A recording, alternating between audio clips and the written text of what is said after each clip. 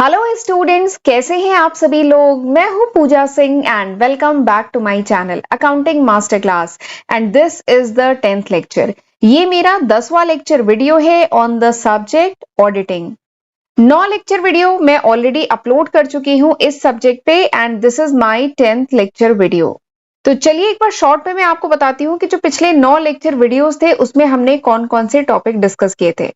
तो मैं आपको बहुत डिटेल में ऑडिटिंग का बेसिक इंट्रोडक्शन जो है बता चुकी हूँ। ऑडिटिंग का ओरिजिन कहाँ से हुआ, इसका क्या मतलब है, स्कोप क्या है, इंडिया में ऑडिटिंग कैसे शुरू हुई, book keeping, accountancy and auditing के बीच में क्या डिफरेंस है, ऑडिट एंड इन्वेस्टिगेशन में क्या रिलेशनशिप है, एक ऑडिटर की क्वालिफिकेशन एंड क्वालिटीज क्या होनी चाहिए, ऑडिट के ऑब्जेक्टिव, लिमिटेशन, एडवांटेज, ये सब भी हम बहुत डिटेल में पढ़ चुके हैं। ऑडिट का क्लासिफिकेशन भी बता चुकी हूँ। एरर एंड फ्रॉड्स क्या होते हैं एंड कितने टाइप के होते हैं ये भी हमने डिटेल में समझा है। उसके बाद मैंने आपको टेक्निक ऑफ ऑडिट बताया था, प्रिपरेशन बिफोर ऑडिट, यानी ऑडिट से पहले क्या तैयारी करनी चाहिए, ये सब भी हमने डिटेल में समझा। ऑडिट का program, audit notebook, audit working paper, audit evidence paper, ये सब भी हमने डिटेल में समझा। प्रोसीजर ऑफ ऑडिट, ऑडिट का क्या प्रोसीजर है ये भी हमने पढ़ा है। ठीक है। एंड लास्ट लेक्चर में मैंने एक टॉपिक शुरू किया था जो बहुत इंपॉर्टेंट है, दैट इज इंटरनल कंट्रोल। और मैंने आपको बताया था इंटरनल कंट्रोल के अंदर दो इंपॉर्टेंट एलिमेंट आते हैं, that is internal check and internal audit. तो लास्ट लेक्चर में मैंने आपको इंटरनल कंट्रोल के बारे में डिटेल में समझा दिया था। इंटरनल कंट्रोल क्या होता है, क्या कितने डिवीजन है इसके, इसका प्रिंसिपल क्या है, ICQ यानी इंटरनल कंट्रोल क्वेश्चनर ये क्या होता है। तो ये सब हमने डिटेल में पिछले लेक्चर में समझा था एंड आज हम इसके आगे पढ़ेंगे। इंटरनल कंट्रोल हम समझ चुके हैं पिछले लेक्चर में एंड आज हम internal check and internal audit के बारे में समझेंगे डिटेल में। इंटरनल चेक क्या होता है, क्या ऑब्जेक्टिव है, क्या एडवांटेज है, इसके क्या प्रिंसिपल है, इसका डिसएडवांटेज क्या है, ये भी समझेंगे। And internal check regarding cash, wages, purchase, sale and stock, ये हम पढ़ेंगे डिटेल में। इंटरनल ऑडिट क्या है, internal check and internal audit में क्या डिफरेंस है, क्या सिमिलैरिटी है, तो ये सारे टॉपिक हमें आज के लेक्चर में पढ़ने हैं। ठीक है, तो चलिए फिर देर किस बात की है, जल्दी से हम आज का लेक्चर स्टार्ट करते हैं। इंटरनल चेक, तो मैंने बताया था इंटरनल कंट्रोल की बात करें तो इंटरनल कंट्रोल में दो इंपॉर्टेंट एलिमेंट होते हैं, एक होता है इंटरनल चेक एंड दूसरा इंटरनल ऑडिट। ठीक है, तो पहले हम इंटरनल चेक के बारे में बात करते हैं। नाम क्या है, इंटरनल चेक। देखिए इंटरनल मतलब आंतरिक, कोई ऑर्गेनाइजेशन है उसका जो इंटरनल मैटर है, अंदर का जो मैटर है, दैट इज इंटरनल। ठीक है, तो इंटरनल चेक बेसिकली एक कह लीजिए प्रैक्टिस है, एक प्रोसीजर है। ठीक है, जिसमें क्या होता है, the work of each individual is independently check by other member of the staff. तो इंटरनल चेक एक ऐसी प्रैक्टिस है, ठीक है, इंटरनल, ये ऑर्गेनाइजेशन है, इसके इंटरनल में बहुत सारे वर्क, बहुत सारे काम परफॉर्म हो रहे होंगे ना। ठीक है, अलग अलग डिपार्टमेंट में अलग अलग काम परफॉर्म हो रहे होंगे, अलग अलग वर्क परफॉर्म हो रहा होगा। तो इंटरनल चेक बेसिकली वो प्रैक्टिस है जिसमें क्या होता है, the work of one individual, यानी एक इंडिविजुअल का काम जो है दूसरा इंडिविजुअल चेक करता है independently, that is called internal check. और यही मेन प्रिंसिपल है इसका, इंटरनल चेक का। अभी मैं डिटेल में एग्जांपल के साथ भी बताऊंगी। तो इंटरनल चेक क्या है, internal check means practically a continuous internal audit. Internal check एक कॉन्टिन्यूअस इंटरनल ऑडिट की प्रैक्टिस है जो कैरी ऑन होती है by the staff of the organisation. Organisation के जो स्टाफ है इस प्रैक्टिस को कैरी ऑन करते हैं, जिसमें क्या होता है, वर्क ऑफ वन इंडिविजुअल, यानी एक इंडिविजुअल या एक जो भी क्लर्क है उसका काम, उसने जो भी काम किया है उसको एक दूसरा क्लर्क जो है उस काम को चेक करता है। This practice is called internal check. देखिए यहां लिखा है, work of each individual is independently check by other member of the staff. ठीक है, तो दिस इज इंटरनल चेक। देखिए यहां लिखा है मैंने, the work connected with the preparation and maintenance of the account is distributed among the various member of staff. Suppose करिए example लेते हैं कि बुक ऑफ अकाउंट मेंटेन करनी है, तो उसमें सबसे पहले क्या होगा, जर्नल एंट्री होगी, फिर उसकी क्या होगी, पोस्टिंग होगी, फिर ट्रायल बैलेंस बनेगा, फिर आगे के काम होंगे। ठीक है, तो यानी वर्क तो बहुत सारा है। तो इंटरनल चेक प्रैक्टिस में क्या होता है, जो भी वर्क कनेक्टेड है अकाउंट को बनाने से रिलेटेड, जितने भी काम है इन सबको क्या किया जाता है, डिस्ट्रीब्यूट कर दिया जाता है अमंग द डिफरेंट स्टाफ। जो डिफरेंट अकाउंटेंट्स हैं आपके यहाँ पे, जो डिफरेंट क्लर्क हैं, उनके बीच में इस काम को डिवाइड कर दिया जाता है। ठीक है, on the basis of their qualification, इन सब की क्वालिफिकेशन क्या है, एक्सपीरियंस क्या है, इसके बेसिस पर डिवाइड कर दिया जाता है। जैसे एक पर्सन ने क्या किया, एक पर्सन ने, पहले वाले क्लर्क ने क्या किया, इसने की जर्नल एंट्री। ठीक है, तो इसका काम केवल जर्नल एंट्री करने का है। फिर उसके आगे का काम जो लेजर पोस्टिंग है वो दूसरा पर्सन करेगा। इसने लेजर पोस्टिंग कर दी, अगला जो ट्रायल बैलेंस बनाना है वो नेक्स्ट क्लर्क बनाएगा।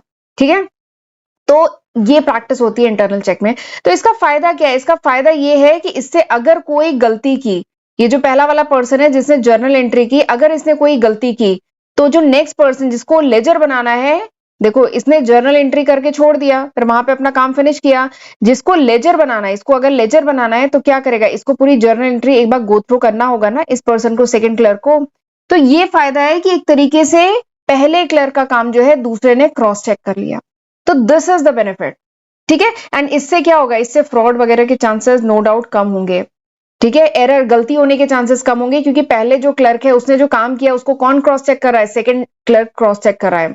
तो अगर पहले क्लर्क ने गलती से, अगर उससे कोई गलती हो गई होगी तो वो यहाँ पे पकड़ ली जाएगी, वो उसको करेक्ट कर दिया जाएगा यहाँ पे। तो this is the practice of internal check.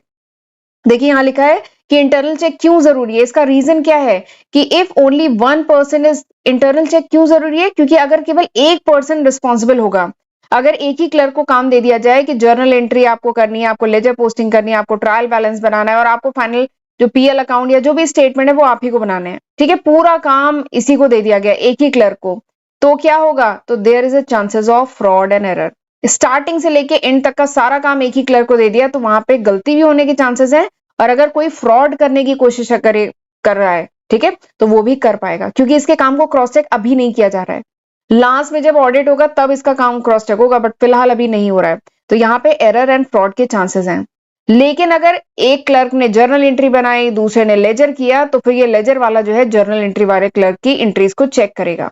तो इससे क्या हुआ? अगर कोई गलती हुई तो वहीं के वहीं पकड़ में आ गई। ठीक है, तो this is the main benefit of this practice internal check, और ये बहुत इंपॉर्टेंट है इंटरनल चेक। ठीक, और ये जो इंटरनल चेक प्रैक्टिस है, this is based on the principle of division of labour.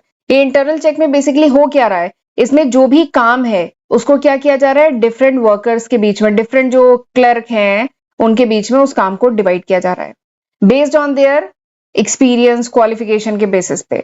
ठीक है, इससे क्या हो रहा है? एक का काम दूसरा चेक कर रहा है, दूसरे का काम तीसरा चेक कर रहा है, तीसरे का काम चौथा चेक कर रहा है, और इससे ये जो क्लर्क होंगे ये अपने काम में एक्सपर्ट भी तो होंगे। इसका एक और फायदा है, अगर आपका काम केवल जर्नल एंट्री करना है तो आप फिर फटाफट करने लगेंगे ना, आपकी उसमें एफिशिएंसी आ जाएगी, आप बहुत कम समय में ज्यादा काम कर लेंगे। जिसका काम है केवल लेजर बनाना, वो भी बहुत तेजी से काम कर पाएगा, तो इससे एफिशिएंसी भी इंक्रीज हो रही है, प्लस एक दूसरे का काम भी क्रॉस चेक हो जा रहा है। ठीक है, तो ये बड़ा बेनिफिट है इस इंटरनल चेक प्रैक्टिस का। यहाँ देखिए मैं लिखा है कि if the system of internal check is good and efficient, अगर कोई ऑर्गेनाइजेशन है जहां पे इंटरनल चेक की प्रैक्टिस बहुत ही बढ़िया है, गुड एंड एफिशिएंट है, तो वहां पे possibility of error and fraud will be minimum, वहां पे मिनिमम होंगे, फ्रॉड और एरर के चांसेस क्या है? मिनिमम है। ठीक, जैसे एक एग्जाम्पल और मैं देती हूँ। जैसे सपोज करिए एक बहुत बड़ी ऑर्गेनाइजेशन है जहां पे वर्कर जो है बहुत सारे हैं, सपोज करिए 120 वर्कर है, एग्जाम्पल लेते हैं। एक ऑर्गेनाइजेशन है जहां पे 120 वर्कर है। ठीक, 120 नहीं, मैं 300 लिखती हूँ। एक ऑर्गेनाइजेशन है जहां पे 300 वर्कर है। ठीक, एक बार स्क्रीन को क्लियर करती हूँ। एक बड़ी ऑर्गेनाइजेशन है जहां पे 300 वर्कर है। ठीक, और वहां पे 6 क्लर्क है। 300 वर्कर है, ये 300 भी कम है, 3000 वर्कर है। सपोज करिए कि बड़ी ऑर्गेनाइजेशन मैंने बोला है ना, तो सपोज करिए एक बड़ी ऑर्गेनाइजेशन है जहां पे 3000 वर्कर हैं और वहां पे 6 क्लर्क हैं। ठीक है, इन 6 क्लर्क का काम क्या है? ये जो 3000 वर्कर्स हैं, 3000 वर्कर्स जो है इनका जो भी अटेंडेंस से रिलेटेड रिकॉर्ड है उसको मेंटेन करना, वेज शीट से रिलेटेड रिकॉर्ड है वो मेंटेन करना, एंड उनको पेमेंट करना। ठीक है, ये 3 काम है उनके। ये जो 3000 वर्कर हैं, इनका जो 3 इनसे रिलेटेड मेन काम है, एक अटेंडेंस इनकी मेंटेन करना, वेज शीट बनाना इनका, और उनको पेमेंट करना, ये 3 मेन काम है। इसके लिए कंपनी ने 6 क्लर्क हायर किए हुए हैं। ठीक, तो ये जो 6 क्लर्क हैं किस तरीके से काम कर सकते हैं? पहला तरीका क्या हो सकता है? पहला तरीका है कि 2 क्लर्क जो हैं वो 1000 वर्कर का रिकॉर्ड मेंटेन करें, पूरा स्टार्टिंग से end, attendance, wage sheet, payment. 2 clerk अगले 1000 का रिकॉर्ड मेंटेन करें, अगले 2 क्लर्क 1000 का रिकॉर्ड मेंटेन करें। ठीक है, पूरा attendance, wage sheet and payment सब। ठीक है, एक ऑप्शन ये हुआ। दूसरा ऑप्शन क्या है? दूसरा ऑप्शन ये है कि जो 2 क्लर्क हैं वो केवल अटेंडेंस का काम देखें, वर्कर्स की अटेंडेंस देखें। फिर जो 2 क्लर्क है वो केवल वेज शीट बनाने का काम देखें। ठीक है, फिर अगले जो 2 क्लर्क हैं वो क्या केवल पेमेंट का काम देखें। ठीक, तो अब बताइए ये जो 2 ऑप्शन है, समझ में आ गया 2 ऑप्शन क्या है? तो ये जो 2 ऑप्शन है, अब बताइए इसमें से कौन सा ऑप्शन ज्यादा बेटर है ऑर्गेनाइजेशन के पॉइंट ऑफ व्यू से, जिसमें गलती होने, फ्रॉड होने के चांसेस कम है। तो अभी मैंने बताया इंटरनल चेक जो प्रैक्टिस है उसमें ये जो ऑप्शन सेकंड है, दिस इज एफिशिएंट मेथड, ये ज्यादा अच्छा मेथड है, क्योंकि जो दो क्लर्क अटेंडेंस बना रहे हैं, ठीक है, फिर अटेंडेंस के बाद वेट शीट बनेगी, तो ये जो वेट शीट बनाने वाले क्लर्क हैं ये फिर अटेंडेंस वाले क्लर्क का काम क्या कर रहे हैं, क्रॉस चेक हो जाएगा। ठीक है, फिर उसके बाद वो वेट शीट आगे जाएगी पेमेंट के लिए, तो पेमेंट वाले फिर वेट शीट देख करके ही तो पेमेंट करेंगे, तो इससे इनका काम क्रॉस चेक हो जाएगा, तो एक का काम दूसरा क्रॉस चेक कर रहा है, तो ये ज्यादा अच्छा इफिशिएंट मेथड है, क्योंकि यहाँ पे फ्रॉड या एरर होने के चांसेस कम है। लेकिन अगर ये वाला मेथड, फर्स्ट मेथड अडॉप्ट करें, तो इन 2 क्लर्क ने आपस में मिली भगत कर ली, तो इन 1000 वर्कर्स का जो सैलरी वगैरह सब बन रही है उसमें घपला कर सकते हैं ना। क्या पता कोई डमी वर्कर का नाम जोड़ दें, ये जो 2 क्लर्क जो काम कर रहे हैं ये दोनों आपस में मिली भगत कर लें और किसी डमी वर्कर का नाम जोड़ दें, या उन घंटों के लिए भी पेमेंट कर दे जो वर्कर ने काम नहीं किया है, ठीक है, और वो पेमेंट बेसिकली इनकी जेब में गया, तो फ्रॉड होने के चांसेस ज्यादा हैं। तो इंटरनल चेक यही कहता है कि इस तरीके से वर्क को डिवाइड किया जाता है अमंग द वर्कर्स की एक का काम दूसरा इंटरनली चेक करे, दिस इज इंटरनल चेक। ठीक, अब काफी कुछ मैं इंटरनल चेक के बारे में बता चुकी हूँ, तो अब आपको ऑब्जेक्टिव समझ में आ गया होगा। What is the objective of internal check? सबसे पहला ऑब्जेक्टिव है कि इंटरनल चेक से क्या होता है, अगर किसी ऑर्गेनाइजेशन के यहाँ एक good and efficient internal check की प्रैक्टिस है तो क्या होगा, to minimise the possibility of error, fraud and irregularity. अगर इंटरनल चेक की प्रैक्टिस अच्छी है तो वहां उस ऑर्गेनाइजेशन में क्या होगा, एरर यानी गलती होने के, फ्रॉड होने के या इरेगुलरिटी के चांसेस बहुत कम होंगे। ठीक है, क्योंकि एक क्लर्क का काम दूसरा क्लर्क चेक कर रहा है। ठीक, दूसरा इसका ऑब्जेक्टिव क्या है, to allocate duty and responsibility of every clerk in such a way that he may be held responsible for particular error and fraud. To allocate duty and responsibility यानी internal check जो है इसका दूसरा objective क्या है कि इससे internal check के तहत क्या होता है, ड्यूटी एंड रिस्पॉन्सिबिलिटी एलोकेट कर दी जाती है हर एक क्लर्क को। ठीक है, जैसे मैंने जो एग्जांपल बताया था उसमें दो क्लर्क अटेंडेंस के लिए असाइन हो गए, 2 क्लर्क वेट शीट बनाने के लिए असाइन हो गए, ठीक है, 2 क्लर्क आपके पेमेंट के लिए असाइन हो गए, तो इससे क्या है, रिस्पॉन्सिबिलिटी असाइन कर दी गई, ड्यूटी एंड रिस्पॉन्सिबिलिटी असाइन कर दी गई हर एक क्लर्क की। तो अगर फ्रॉड पेमेंट में हुआ है तो यानी यही 2 क्लर्क रिस्पॉन्सिबल है, अगर गलती वेट शीट बनाने में हुआ है तो यानी ये 2 क्लर्क रिस्पॉन्सिबल है। तो इससे क्या है, रिस्पॉन्सिबिलिटी किसकी है, अगर कोई एरर या फ्रॉड हुआ है तो गलती किसकी है, तो ये पता चल जाता है। तो this is the second objective. तीसरा ऑब्जेक्टिव क्या है, to detect the error and fraud easily, यानी इंटरनल चेक से क्या होता है, अगर कोई फ्रॉड है, कोई एरर है तो वो इजिली डिटेक्ट हो जाता है, इफ इट इज कमिटेड, यानी अगर कोई एरर फ्रॉड हुआ है तो वो इजिली चेक हो जाता है। ठीक है, तो this is the third objective of internal check. ठीक, तो ये 3 ऑब्जेक्टिव है। चलिए आगे बढ़ते हैं। अच्छा, आगे बढ़ने से पहले मैं थोड़ा सा बताना चाहती हूँ, ये वो लिस्ट ऑफ सब्जेक्ट है जो मैं आज की तारीख यानी सितंबर 2023 तक अपने first channel and second channel, first channel accounting master class के नाम से है, सेकंड चैनल पूजा सिंह के नाम से है, तो मैं इन चैनल पे ये वो लिस्ट ऑफ सब्जेक्ट है जो मैं आज की तारीख तक अपलोड कर चुकी हूँ। अगर ये वीडियो आप कुछ महीने बाद, कुछ साल बाद देख रहे हैं तो होपफुली मैं इसमें काफी न्यू सब्जेक्ट ऐड कर चुकी होंगी।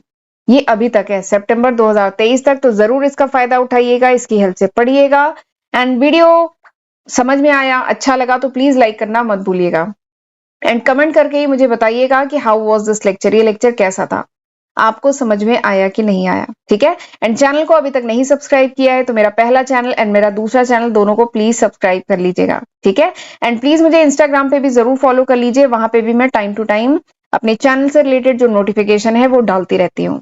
एंड अगर मेरे चैनल पे अपलोडेड वीडियोस के नोट्स चाहिए then you can download my application from Google Play Store. आप गूगल प्ले स्टोर से मेरी एप्लीकेशन डाउनलोड कर सकते हैं, वहां पे आपको मेरे चैनल पे अपलोडेड जो वीडियोस हैं उनके नोट्स मिल जाएंगे। ठीक है, चलिए अब बात करते हैं इंटरनल ऑडिट की।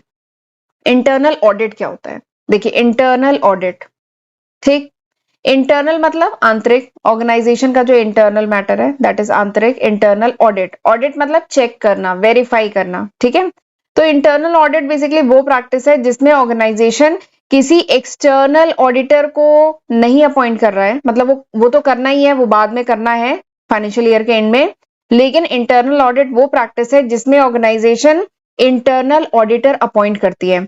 एक सैलरीड एम्प्लॉय ऑर्गेनाइजेशन का ही होगा, वो सैलरीड एम्प्लॉय वो अपॉइंट करती है जिसका काम है day to day transaction, daily जितने भी ऑर्गेनाइजेशन में जितने भी ट्रांजेक्शन हो रहे हैं उनको चेक करे, उन्हें जितने भी ट्रांजेक्शन है उनको चेक करे, रिकॉर्ड देखे, तो वो होता है इंटरनल ऑडिट। समझ में आया? इंटरनल ऑडिट मतलब एक्सटर्नल ऑडिट तो होगा बाद में, जहां पे एक एक्सटर्नल पर्सन अपॉइंट किया जाता है, ठीक है, बट इंटरनल ऑडिट में एक कंपनी का सैलरीड एम्प्लॉय होता है, जो कंपनी का परमानेंट एम्प्लॉय है, सैलरीड एम्प्लॉय है, कंपनी उसको अपॉइंट करती है और उसका काम होता है ऑडिट करना, जितने भी ऑर्गेनाइजेशन के जितने भी ट्रांजेक्शन हो रहे हैं डे टू डे बेसिस पे उन सबको चेक करना, वेरीफाई करना, देखना कहीं फ्रॉड एरर तो नहीं हो रहा, कोई गलती तो नहीं हो रही है, तो that is internal audit.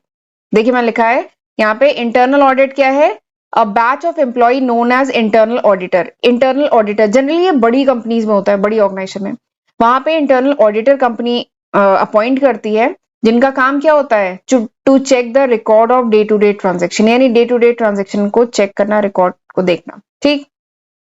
Internal audit एक इंडिपेंडेंट, एक और डेफिनेशन है कि इंटरनल ऑडिट क्या है, ये एक इंडिपेंडेंट कंसल्टिंग एक्टिविटी है जिसको डिजाइन किया जाता है to add value and improve the organisation operation, ठीक है, ऑर्गेनाइजेशन और इफिशिएंटली काम कर पाए, ठीक है, ऑर्गेनाइजेशन में इफिशिएंटली कब काम कर पाएगा, जब ऑर्गेनाइजेशन में क्या होगा, कोई गलती नहीं होगी, तभी तो ऑर्गेनाइजेशन अच्छे से काम कर पाएगा।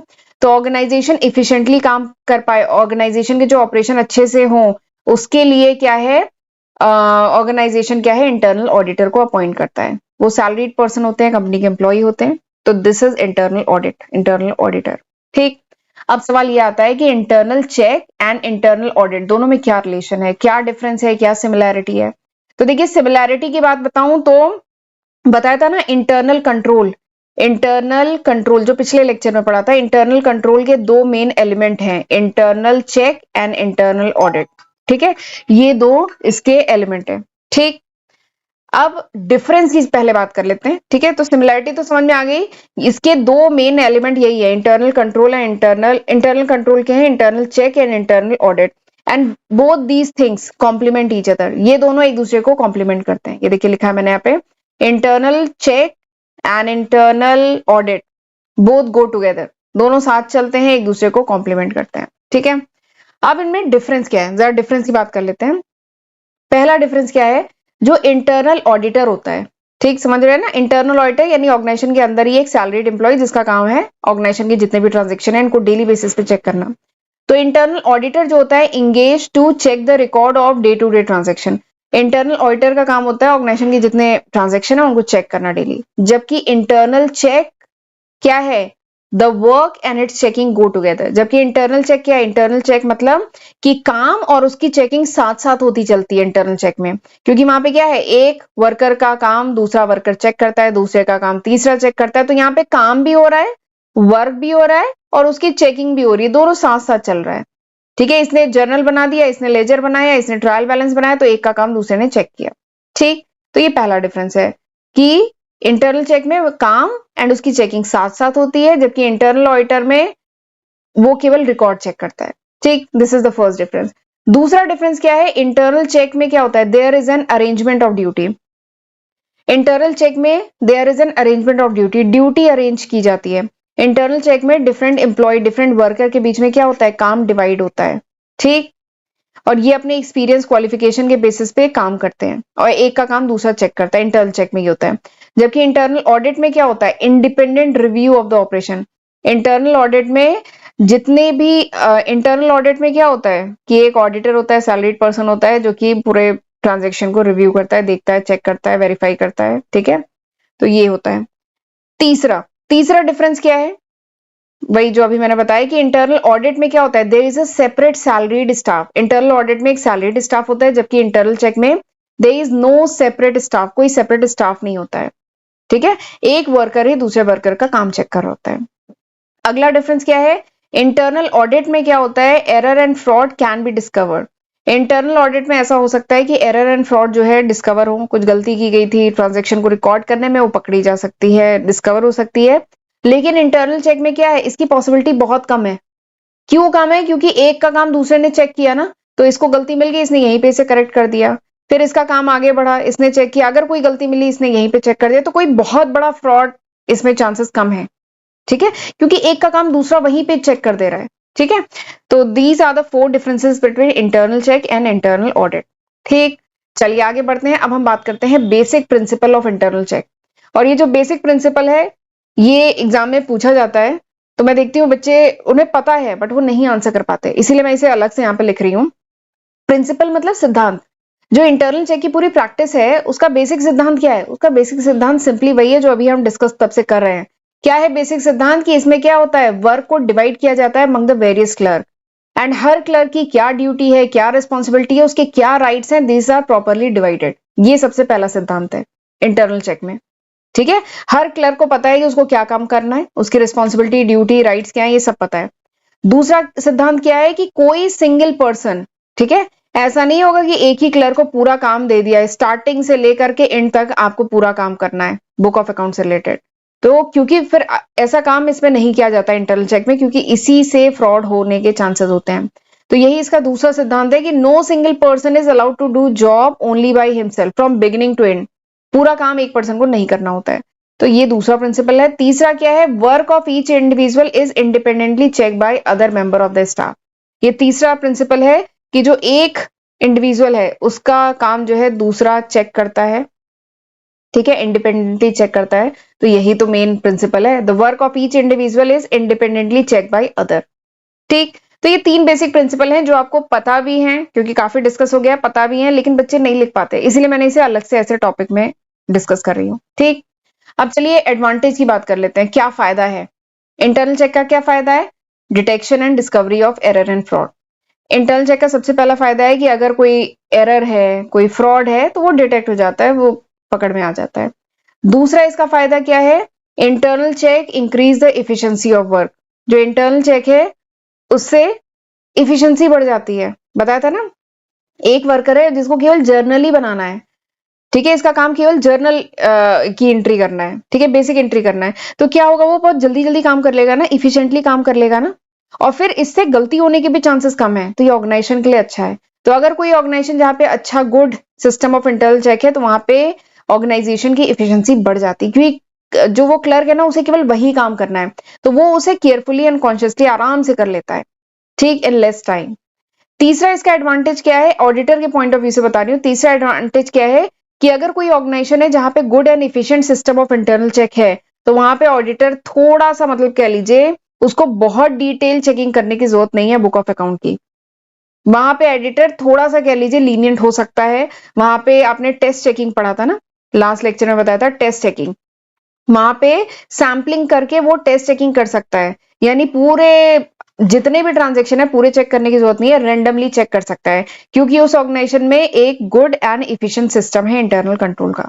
तो ये 3 एडवांटेज हैं इंटरनल चेक के। सॉरी, इंटरनल चेक का अच्छा सिस्टम है, इसलिए वो ऑडिटर थोड़ा सा रिलाई कर सकता है कि यहाँ पे जो बुक ऑफ अकाउंट है वो प्रॉपरली मेंटेन की गई है। ठीक है, तो ये ऑडिटर के पॉइंट ऑफ व्यू से एक एडवांटेज है। ठीक, अब हम डिसएडवांटेज की बात करें, इंटरनल चेक का क्या डिसएडवांटेज है? सबसे पहले तो बात करें तो जो छोटे ऑर्गेनाइजेशन है, स्मॉल बिजनेस है, वहां पे इंटरनल चेक जनरली नहीं इंप्लीमेंट हो पाता है। क्यों? क्योंकि महंगा पड़ता है। आपने अकाउंट्स का काम देखने के लिए आप 3 बंदे नहीं हायर करेंगे ना, अगर छोटी सी ऑर्गेनाइजेशन है तो अकाउंट्स का काम देखने के लिए एक ही बंदा हायर करेंगे ना, तो इसलिए वहां पे ये इंटरनल चेक की प्रैक्टिस नहीं इंप्लीमेंट हो पाती है। बड़ी ऑर्गेनाइजेशन में तो 3 बंदे आपने हायर कर लिए, तो ठीक है, एक का काम दूसरे ने चेक किया, दूसरे का काम तीसरे ने चेक किया, वहां पे हो जाता है, बट छोटी ऑर्गेनाइजेशन में नहीं हो पाता है। और अगर करेंगे तो क्या होगा, it will be expensive. 3 employ, छोटी सी ऑर्गेनाइजेशन है, 3 एम्प्लॉय हायर करेंगे तो खर्चा बढ़ेगा ना। ठीक है, तो ये पहला डिसएडवांटेज है। दूसरा डिसएडवांटेज ये है कि इंटरनल चेक इंप्लीमेंट करने के लिए it requires a proper planning. Proper planning की जरूरत होती है, क्योंकि ये जो पूरा सिस्टम है ना इंटरनल चेक का, ये पूरा प्लान्ड एंड ऑर्गेनाइज अगर नहीं है, ठीक है, इंटरनल चेक में होता क्या है, काम को डिवाइड किया जा रहा है डिफरेंट वर्कर के बीच में, क्लर्क के बीच में, एंड ये क्लर्क एक दूसरे का काम चेक कर रहे हैं, ठीक है, तो यानी पूरी प्रॉपर प्लानिंग रिक्वायर्ड है। और अगर पूरी प्रॉपर प्लानिंग नहीं है, ऑर्गेनाइज वे में काम नहीं हो रहा है, तो क्या होगा, it will create chaos and disorder. ये केओस एंड डिसऑर्डर क्रिएट करेगा। ठीक है, तो these are the 2 disadvantage of internal check. ये इंटरनल चेक के 2 डिसएडवांटेज है। ठीक, चलिए आगे बढ़ते हैं। इंटरनल चेक अब हमें किसके रिगार्डिंग पढ़ना है? तो इंटरनल चेक हमें 5 हेड्स में पढ़ने हैं। जैसे कैश से रिलेटेड जो ट्रांजेक्शन है उसमें कैसे इंटरनल चेक होता है, वेजेस, सैलरी से रिलेटेड जो ट्रांजेक्शन है उनमें इंटरनल चेक कैसे कर सकते हैं, परचेज में कैसे इंटरनल चेक होता है, स्टोर या स्टॉक से रिलेटेड जो मैटर है उसमें इंटरनल चेक कैसा होता है, एंड सेल से रिलेटेड जो मैटर है उनमें इंटरनल चेक कैसे होता है। ठीक है, तो ये बेसिकली 5 हेड में अब हमें इंटरनल चेक पढ़ने हैं। ठीक है, लेकिन अब मैं ऐसा करती हूँ कि ये जो 5 हेड्स में हमें पढ़ने हैं ये अब हम अगले लेक्चर में कवर करते हैं, क्योंकि ऑलरेडी ये लेक्चर काफी लेंदी हो गया है। तो अब हम मिलेंगे अगले लेक्चर वीडियो में, और आपको क्या करना है, आपको ये वीडियो लाइक करना है और अपने फ्रेंड्स के साथ शेयर करना है। ठीक है, और चैनल अभी तक नहीं सब्सक्राइब किया तो प्लीज कर दीजिएगा मेरे दोनों चैनलों को। ठीक है, चलिए अब मिलते हैं अगले लेक्चर वीडियो में, तब तक अपना ध्यान रखिएगा। God bless you.